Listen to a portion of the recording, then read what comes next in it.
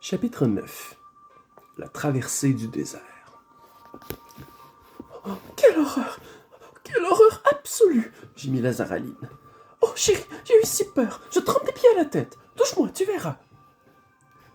Allons, dit Aravis, toute tremblante elle aussi. Ils sont repartis pour le nouveau palais. Une fois que nous aurons quitté cette pièce, nous serons en sécurité.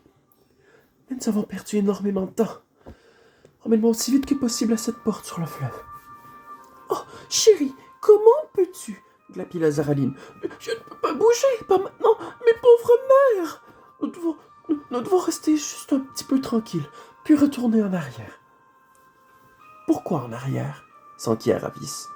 Oh, tu ne comprends pas. Tu es si peu compatissante. Gémit la Zaraline en se mettant à pleurer. Aravis se dit qu'il n'y avait pas lieu de s'attendrir. Écoute bien, dit-elle en attrapant la Zaraline et en la secouant un bon coup. Si tu parles encore une seule fois de revenir en arrière, et si tu ne m'emmènes pas tout de suite à cette porte sur le fleuve, tu sais ce que je vais faire? Je vais me précipiter dans ce couloir en hurlant. Comme ça, nous serons prises toutes les deux. Mais on sera tués, octa la Zaraline. Tu n'as pas entendu ce qu'a dit le Tisroc, puisse-t-il vivre pour toujours? Si, et je préfère être tué que d'épouser Arochta. Alors, allons-y. Oh, tu es impitoyable, dit la Zaraline. Moi qui suis dans un tel état. Mais il lui fallut bien, à la fin, céder à Aravis. Elle la précéda d'abord dans l'escalier qu'elles avaient déjà descendu, le long d'un autre couloir, puis à l'air libre. Elles émergèrent dans le jardin du palais qui descendait en terrasse jusqu'aux murailles de la ville. La lune brillait à son zénith. L'un des inconvénients des aventures est que, quand vous tombez sur des endroits les plus magnifiques, vous êtes le plus souvent trop anxieux et trop pressé pour pouvoir les apprécier. Si bien qu'Aravis, qui devrait pourtant se les rappeler des années plus tard, n'entreaperçut que vaguement les pelouses plongées dans la pénombre, les fontaines aux gargouillis paisibles et les ombres allongées des cyprès. Quand elles parvinrent tout en bas et que la muraille se dressa, menaçante au-dessus d'elle, la Zaraline tremblait tellement qu'elle n'arriva pas à déverrouiller la porte. Aravis s'en occupa et réussit. Là, enfin, il y avait le fleuve, tout scintillant sous la lune, et un petit débarcadère avec quelques bateaux de plaisance. « Au revoir, dit Aravis, et merci. Je suis désolé d'avoir été dur. Mais pense à ce que je suis en train de fuir. »« Oh, Aravis, ma chérie, dit la Zaraline, tu n'as pas changé d'avis. Maintenant que tu as vu quel très grand homme à Hochta. » Grand homme, sursauta Aravis. Un esclave hideux et rampant qui encaisse les coups de pied avec reconnaissance, y répond par la flatterie, espère sauver sa propre peau en encourageant cet horrible Tisroc à comploter la mort de son fils. Pouah! J'épouserais plutôt le cuisinier de mon père qu'une telle créature. Oh, Aravis, comment peux-tu dire des choses aussi horribles sur le Tisroc puisse-t-il vivre pour toujours? Puisque c'est ce qu'il va faire, lui, c'est sûrement la meilleure chose à faire. Au revoir, lui dit Aravis. Et j'ai trouvé tes robes ravissantes. Je trouve que ta maison est ravissante aussi. Je suis sûr que tu vas avoir une vie ravissante, mais qui ne me conviendrait pas du tout. Ferme doucement la porte derrière moi. Elle s'arracha aux embrassades affectueuses de son ami, descendit dans un canot, largua l'amarre, et un instant plus tard, elle était au milieu du courant, avec une énorme lune, la vraie, au-dessus d'elle, et une autre énorme lune, son reflet, en dessous, dans le fleuve. L'air était frais, agréable, et quand elle approcha de la rive opposée, elle entendit le ululement d'une chouette.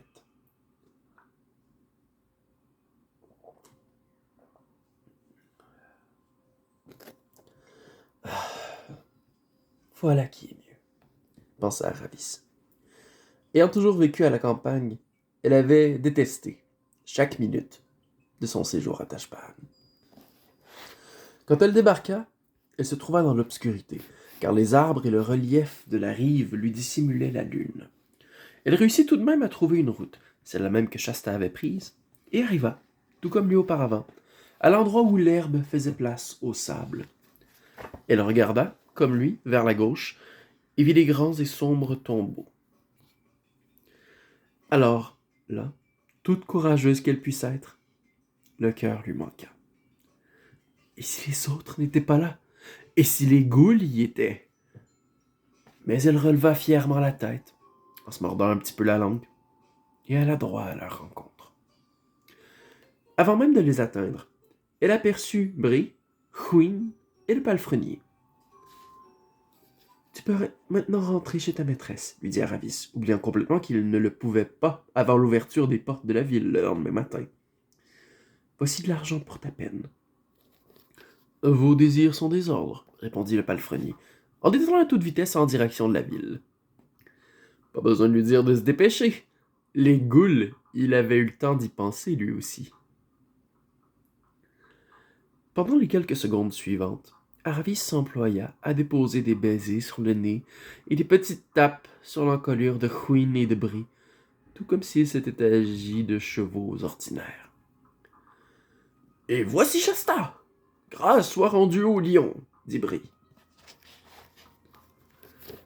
Aravis regarda autour d'elle, et là, oui, c'était bien Shasta, sorti de sa cachette, au moment où il avait vu le palefrenier s'en aller. « Et maintenant, » dit Aravis, « il n'y a pas un moment à perdre. » Et en quelques mots, elle leur parla de l'expédition de Rabadash.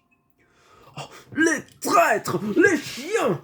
s'exclama Brie en secouant sa crinière et en tapant du sabot. « Une attaque en temps de paix, sans déclaration de guerre! Mais nous allons lui faire une surprise. Nous serons là-bas avant lui. »« C'est possible ?» dit Aravis en sautant sur la selle de Chouin. Shasta aurait aimé pouvoir monter comme ça. Brrr, c'est brouhaha, Brie. En route, Shasta. C'est possible. Et avec une bonne avance encore. Mais il a dit qu'il allait partir immédiatement, précisa Aravis. Oh, c'est la façon de parler des humains, dit Brie. Mais on ne peut pas, en une minute, disposer d'une compagnie de 200 chevaux et cavaliers armés, scellés, avec réserve d'eau et victuailles, prêts au départ. Maintenant, par où allons-nous? Plein nord? Non, intervint Shasta. Je sais ce qu'il faut faire. J'ai tracé une ligne. Je vous expliquerai plus tard. Prenez un peu sur la gauche les 2 chevaux. Ah, la voilà. Écoutez, dit Brie, galoper toute une journée et toute une nuit, comme dans les histoires, ça n'est pas possible dans la réalité. Il faut alterner entre la marche et le trot, mais trot rapide et courte marche. Et chaque fois que nous marchons, vous autres humains, vous pouvez descendre et marcher aussi. Bon, êtes-vous prêts, Chouin? Nous y allons. Narnia et le Nord! Au début, ce fut délicieux. La nuit était tombée depuis de nombreuses heures, le sable avait presque fini d'évacuer la chaleur du soleil reçue pendant le jour, et l'air était frais, pur et clair. Sous la lune, aussi loin que portait leur regard et dans toutes les directions, le sable brillait comme l'eau d'un lac, ou comme un immense plateau d'argent. À part le bruit des sabots de Chouin et de Brie, on n'entendait pas un son. Shasta se serait presque endormi s'il n'avait dû descendre sa monture pour marcher de temps à autre.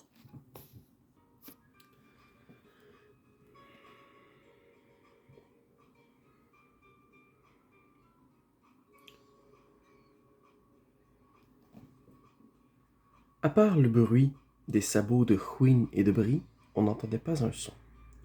Shasta se serait presque endormi s'il n'avait dû descendre sa monture pour marcher de temps à autre. Cela parut durer longtemps. Puis vint le moment où il n'y eut plus de lune du tout. Il leur sembla chevaucher dans une obscurité totale pendant des heures et des heures. Shasta remarqua qu'il commençait à discerner un peu plus clairement devant lui la tête et l'encolure de Brie. Et lentement, très lentement, il découvrit la vaste étendue grise et plate de chaque côté. Cela paraissait complètement mort, comme appartenant à un monde disparu, et Shasta se sentit vraiment très fatigué. et remarqua qu'il avait froid et que ses lèvres étaient sèches. Tout le temps, le couinement du cuir, le cliquetis des morses et le bruit des sabots. Pop, pataclop, comme sur une route en dur, mais sapt, sapt, sur le sable sec.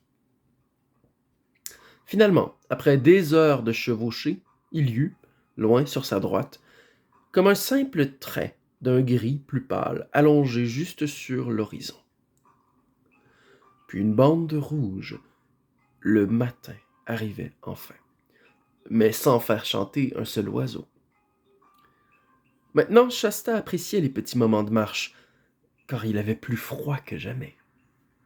Soudain, le soleil se leva, et tout changea en un instant. Le sable gris devint jaune et se mit à étinceler comme s'il était jonché de diamants. Sur leur gauche, les ombres de Shasta, Bri et Aravis, démesurément allongées, glissaient à côté d'eux.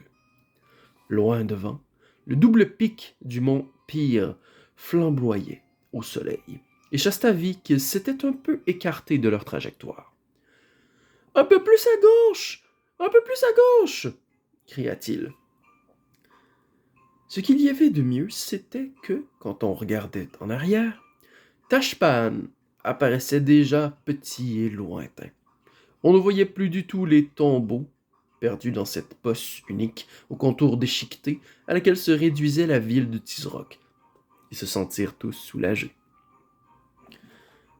Mais pas pour longtemps.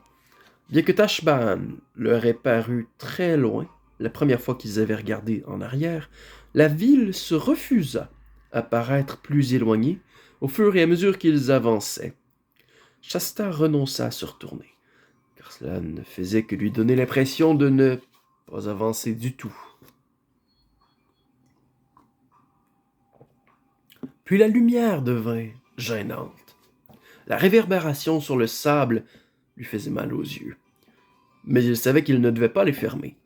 Il devait les tenir grand ouverts, fixés sur le mont Pyr devant lui, pour crier les corrections de trajectoire. Puis vint la chaleur. Il y prit garde pour la première fois quand il dut marcher, et se laissant glisser à terre, il sentit la chaleur du sable le frapper en plein visage, comme à l'ouverture d'un four. La fois suivante, ce fut pire, mais la troisième fois, quand ses pieds nus entrèrent en contact avec le sable, il hurla de douleur et remit un pied dans l'étrier, en balançant à demi l'autre par-dessus le dos de Bri, avant qu'on ait pu dire « Ouf! Désolé, Bri, s'étrangla-t-il. Je ne peux pas marcher. Ça me brûle les pieds. » Oh, évidemment, haleta Bri. J'aurais dû y penser moi-même. Reste là. On n'y peut rien. Pour vous, ça va, dit Shasta à Ravis, qui marchait à côté de Queen. Vous avez des chaussures? Aravis ne répondit rien. Elle avait l'air coincée. Espérons que ce n'était pas son intention, mais c'était l'air qu'elle avait. Et ça continuait, trop et marche, et trop. Cliquetis, cliquetis, cliquetis, couinement, couinement, couinement, odeur de cheval chaud, odeur de chaleur personnelle, éclat aveuglant, mal de tête. Tout cela pendant des kilomètres et des kilomètres. Tashpan ne semblait jamais s'éloigner d'un pouce. Les montagnes n'avaient jamais l'air de se rapprocher d'un pouce. On avait l'impression que cela durait depuis toujours. Cliquetis, cliquetis, cliquetis, couinement, couinement, couinement, odeur de cheval chaud, odeur de chaleur personnelle. Bien sûr, chacun s'essayait à toutes sortes de ruses avec soi-même pour tenter de faire passer le temps. Et bien sûr, tout cela ne servait à rien. Et chacun essayait de toutes ses forces de ne pas rêver de rafraîchissement.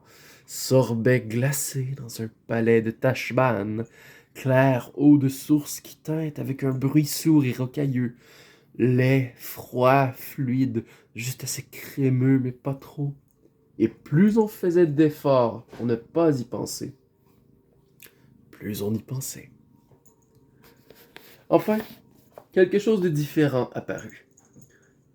Une masse rocheuse émergeant du sable, d'environ 10 mètres de haut, sur 50 mètres de long. Le soleil était à présent très haut, alors ça ne faisait guère qu'un peu d'ombre. Ils s'y tassèrent quand même. Là, ils mangèrent quelques nourritures et burent un peu d'eau. Ce n'est pas facile de faire boire un cheval à une outre, mais Brie et Chouine se servaient adroitement de leurs lèvres. Personne n'était rassasié, loin de là. Personne ne parlait. Les chevaux, mouchetés d'écume, respiraient bruyamment. Les enfants étaient pâles. Après un repos très bref, ils se remirent en route. Même bruit, mêmes odeurs, même éblouissement, jusqu'à ce que finalement, leurs ombres commencent à basculer sur leur droite, pour ensuite s'allonger de plus en plus, jusqu'à sembler s'étirer jusqu'à l'extrémité du monde. Très lentement, le soleil s'approchait de l'horizon à l'ouest. Maintenant, il était enfin descendu, et grâce à Dieu, l'éclat impitoyablement aveuglant avait disparu, bien que la chaleur montant du sable soit plus insupportable que jamais. 4 paires d'yeux scrutaient farouchement les alentours, à la recherche d'un signe indiquant la vallée dont Salopade le corbeau avait parlé. Mais, kilomètre après kilomètre, il n'y avait rien d'autre que le sable plat. À présent, la nuit était tout à fait tombée. La plupart des étoiles étaient visibles, et les chevaux continuaient à lancer leurs sabots sur le sable.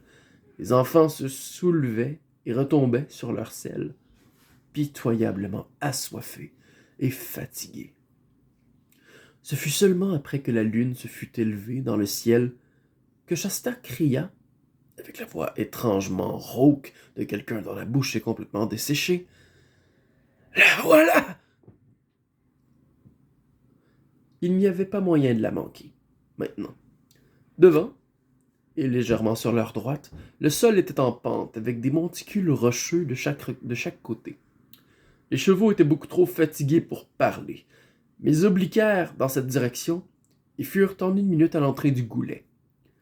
Au début, l'intérieur était pire que le désert. Il régnait une chaleur étouffante entre les parois de pierre, et il y avait moins de lune. La pente continuait, assez abrupte, et des deux côtés, les rochers de plus en plus hauts devinrent de hautes falaises. Puis, on commença à voir de la végétation, des plantes épineuses, comme des cactus, et une herbe grossière du genre à vous piquer les doigts. Bientôt, les sabots des chevaux martelèrent les galets et les cailloux qui remplaçaient le sable. Derrière chaque courbe de la vallée, les courbes étaient nombreuses, puis leur regard cherchait avidement de l'eau. Les chevaux étaient pratiquement à bout de force maintenant, trébuchant et haletant. Chouine se laissait distancer par Brie.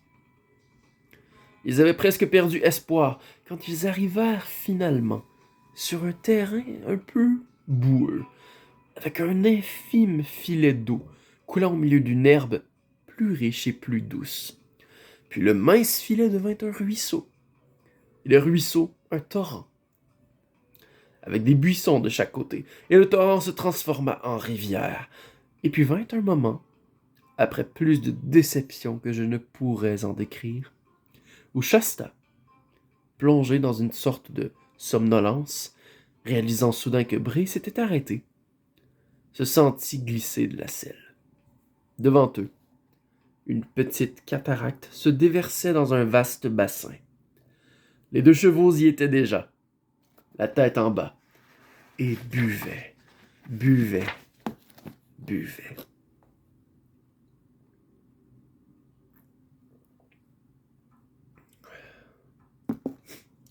Oh, dit Shasta en s'y laissant descendre. L'eau montait à peu près jusqu'à ses genoux. Il plongea sa tête directement sous la cataracte. Il avait l'impression de vivre le moment le plus merveilleux de sa vie. Ce ne fut que 10 minutes plus tard environ que tous 4 en ressortirent, les 2 enfants presque entièrement trempés, et commencèrent à examiner les alentours. La lune était maintenant assez haute pour éclairer l'intérieur de la vallée. Une herbe douce s'étendait des 2 côtés de la rivière, et au-delà de l'herbe, Des arbres et des buissons montaient jusqu'à la base des falaises. Il devait y avoir de merveilleux arbustes en fleurs cachés dans l'ombre de ces sous-bois, car toute la clairière baignait dans les parfums les plus frais et les plus délicieux. Et du recoin les plus obscurs sous les arbres parvint un son que Shasta n'avait jamais entendu auparavant, le chant d'un rossignol. Tous étaient beaucoup trop fatigués pour parler ou pour manger. Les chevaux, sans attendre d'être décellés, se couchèrent tout de suite. Aravis et Shasta firent de même. Environ 10 minutes plus tard, la vigilante Queen dit « Mais il faut pas nous endormir. Nous devons garder notre avance sur ce rabat-dash. » « Non, dit Brie très lentement. Nous ne devons pas dormir. Juste un peu de repos. » Shasta comprit, pendant un instant, qu'ils allaient tous s'assoupir s'ils ne se levaient pas. Il décida bien de se lever et de les convaincre de continuer. Mais tout à l'heure. Pas tout de suite. Pas vraiment. Tout de suite. Peu après, la lune brillait, et le rossignol chantait au-dessus de 2 chevaux et 2 enfants, tous profondément endormis.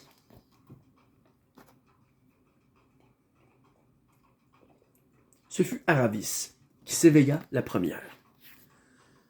Le soleil était haut dans les cieux, et les heures fraîches de la matinée déjà perdues.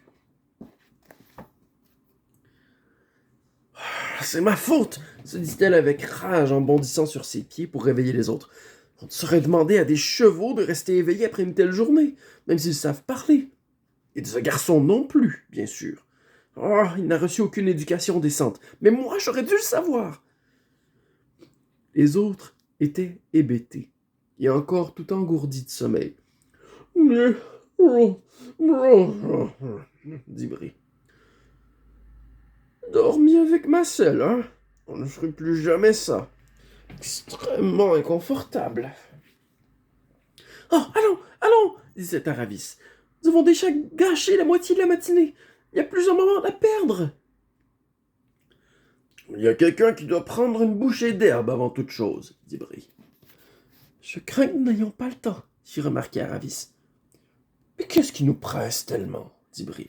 Nous avons traversé le désert, n'est-ce pas? » »« Mais nous ne sommes pas encore en Arcadeland, insista Aravis. Il nous faut arriver là-bas avant Rabadash. »« Oh, nous devons avoir des kilomètres d'avance sur lui, plastronna Brie. N'avons-nous pas pris un chemin plus court? Est-ce que ton ami le corbeau n'a pas dit que c'était un raccourci, Shasta? »« Il n'a rien dit du genre plus court, répondit Shasta. Il a seulement dit meilleur, parce que par là on arrive à une rivière. Si l'oasis est tout droit au nord de Tashbaan, alors j'ai bien peur que ce ne soit plus long. »« Enfin, je ne peux pas continuer sans un encas, dit Brie. Enlève-moi ma bride, Shasta. S'il vous plaît, dit Hwin très timidement. J'ai, tout comme Brie, l'impression de ne pas pouvoir continuer. Mais quand des chevaux portent des humains, avec éperons et tout ça, sur leur dos, est-ce qu'ils ne sont pas souvent obligés de continuer, même s'ils ont l'impression de ne pas pouvoir? Et là, ils découvrent qu'ils peuvent. Je veux dire, est-ce que nous ne serions pas capables de faire encore plus? Maintenant que nous sommes libres, c'est pour Narnia. Je crois, madame, dit Brie d'un ton très cassant, que j'en sais un peu plus. Que j'en sais un peu plus long que vous sur les campagnes, les marches forcées, et sur ce qu'un cheval peut supporter. Hwin ne répondit rien à cela, car elle était, comme la plupart des juments de haute naissance, une personne fragile et très douce, que l'on déstabilisait facilement. En réalité, elle avait parfaitement raison, et si Brie avait eu à ce moment-là un Tarkhan sur le dos pour le faire avancer, il se serait découvert capable de marcher à la dure pendant encore plusieurs longues heures. Mais l'une des pires conséquences de l'esclavage, c'est que quand il n'y a plus personne pour vous y obliger, vous vous révélez pratiquement incapable de vous forcer vous-même. Aussi dure-t-il attendre, pendant que Brie prenait un encas et buvait un coup. Bien sûr, Queen et les enfants firent la même chose. Il devait être près de 11 heures du matin, quand ils se mirent enfin en route. Même Brie montra beaucoup moins d'énergie que la veille. Ce fut en fait Queen, pourtant la plus faible et la plus fatiguée des deux, qui donna la cadence. La vallée, avec sa rivière brune et fraîche, l'herbe, la mousse, les fleurs sauvages et les rhododendrons, tout cela composait un décor si agréable qu'il vous donnait envie de chevaucher à pas lents.